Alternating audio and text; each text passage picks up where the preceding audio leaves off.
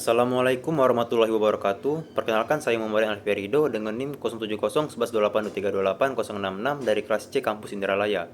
Pada video kali ini saya akan membahas bab 2 mengenai sumber-sumber hukum administrasi negara.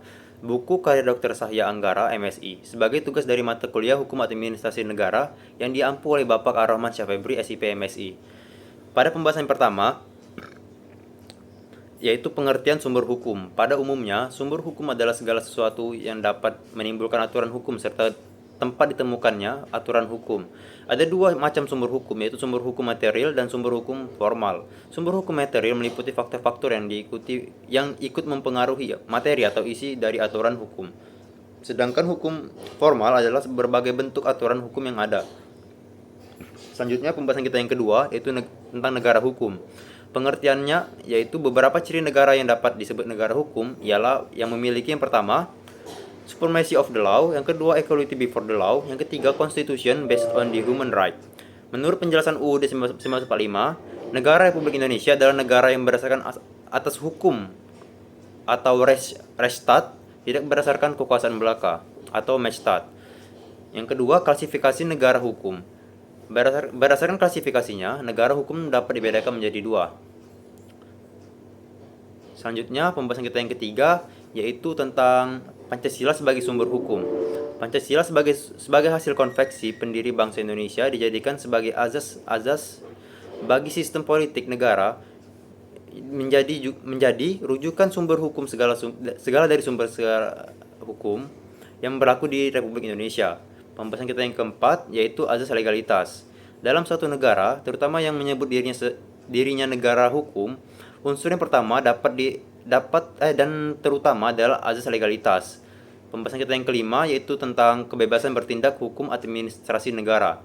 Dalam teori hukum administrasi negara, dikenal tiga jenis kemerdekaan bertindak, yaitu yang pertama, Frees Mason, yang kedua delegasi perundang-undangan, dan yang ketiga Dryad Function. Pembahasan kita yang keenam, yaitu sumber hukum material atau tertulis. Yang pertama, yaitu sumber hukum historis, yang kedua hukum sosiologis, yang ketiga sumber hukum filosofis. Selanjutnya, yaitu pembahasan kita yang ketujuh, tentang sumber hukum formal. Sebagai sumber hukum formal diartikan juga sebagai tempat atau sumber suatu peraturan yang memperoleh kekuatan hukum. Hal ini berkaitan dengan bentuk atau cara yang menyebabkan peraturan hukum formal berlaku. Sumber hukum administrasi negara dalam arti formal terdiri atas peraturan perundang-undangan, praktik administrasi negara atau hukum tidak tertulis, jurisprudensi, dan doktrin. Selanjutnya materi kita yang ke-8, yaitu sumber-sumber hukum.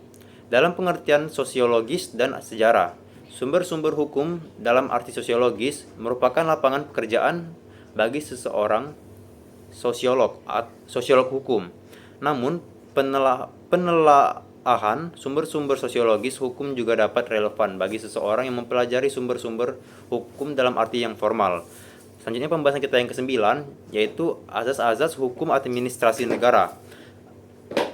Azas dalam istilah asing disebut dengan Beginsel, yang berarti dari kata begin, yang artinya permulaan atau awal. Jadi, azas itu adalah mengawali atau yang menjadi permulaan sesuatu. Dengan demikian, yang dimaksud dengan azas adalah permulaan sesuatu kebenaran yang menjadi pokok dasar dari tujuan berpikir, berpendapat, serta sebagainya.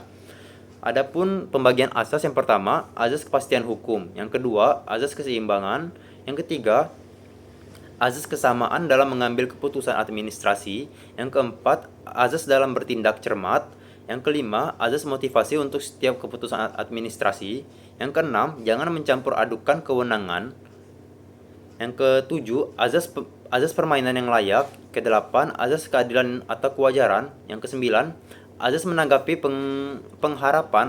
pengharapan yang wajar, yang kesepuluh, azas meniadakan akibat-akibat suatu keputusan yang batal. Yang ke-11, azas perlindungan atas perlindungan hidup atau cara hidup pribadi. Yang ke-12 adalah azas kebijaksanaan. Yang ke-13, azas penyelenggaraan kepentingan umum. Selanjutnya materi kita yang terakhir, yaitu skema sumber-sumber hukum administrasi negara. Yang pertama, sumber hukum material terdiri dari historis, filosofis, sosiologis, antropologis. Dalam sumber hukum formal terdiri dari undang-undang dan undang-undang juga membagi menjadi beberapa macam, yaitu yang pertama zaman Hindia Belanda yang terdiri dari wet, AMVB, ordonansi, dan RV. Yang kedua berdasarkan UUD 1945, yaitu yang pertama undang-undang, yang kedua Perpu, yang ketiga peraturan presiden. Yang ketiga berdasarkan TAP MPRS nomor sekian tahun 1966 yang dibagi menjadi undang-undang dasar. Yang kedua TAP MPRS, yang ketiga undang-undang atau Perpu, yang keempat peraturan presiden, yang ketiga Kepres, yang keenam peraturan pelaksanaan lainnya yang terdiri dari konveksi, jurisprudensi dan doktrin. Mungkin sekian yang dapat saya sampaikan. Saya akhiri. Wassalamualaikum warahmatullahi wabarakatuh.